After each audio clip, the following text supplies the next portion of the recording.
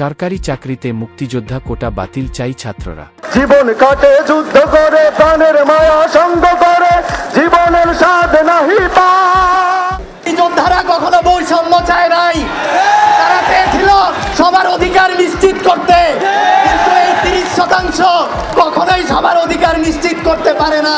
যেখানে আমাদের মিডিয়ার ভাই বোনেরা হাত দিচ্ছেন সেখানে হাজার কোটি টাকা লুটপাট। আমরা চাই দুর্নীতি মুক্ত একটি আমলাতন্ত্র প্রশাসন নিশ্চিত করতে হবে।